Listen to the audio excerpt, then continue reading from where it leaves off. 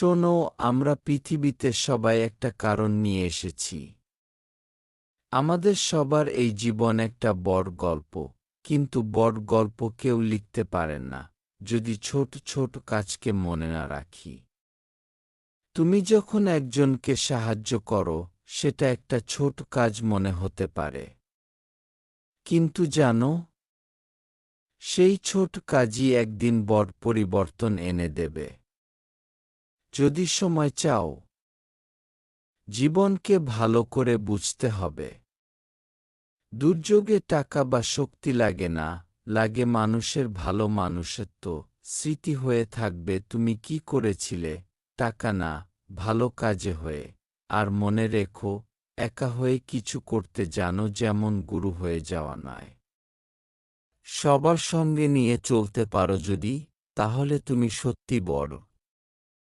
এই জীবনে কিছু একটা বড় হতে চাইলে শুরুতে ছোট হয়ে নামতে হয়। সবাইকে শুনতে হবে, বুঝতে হবে, ভালোবাসতে হবে। সৎ গরিব আর অসৎ ধনী। এক গ্রামে একজন গরিব কৃষক থাকত। সে খুব সৎ মানুষ ছিল। তার সামান্য জমিতে চাষ করেই তার সংসার চলত। একদিন মাঠে কাজ করার সময় সে একটি পুঁতি ভর্তি থলে খুঁজে পেল। সে সেই থলেটি নিয়ে গ্রামের প্রধানের কাছে গেল। প্রধান তাকে বলল, এই থলেটি হয়তো কারো খুব প্রয়োজনীয় জিনিস। তাই তুমি এটি ঘোষণা করো যে, যার এই থলে সে যেন এসে তার প্রমাণ নিয়ে নেয়।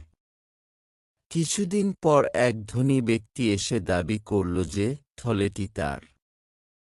কিন্তু কৃষক বলল, আপনি যদি প্রমাণ করতে পারেন যে এটি আপনার, তবে আমি আপনাকে ফেরত দেব।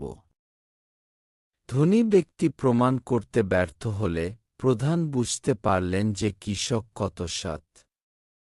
তিনি কৃষককে পুরস্কৃত করলেন এবং সেই ধনী ব্যক্তিকে সততার শিক্ষা দিলেন। শিক্ষা, সততা সবসময় পুরস্কৃত হয়।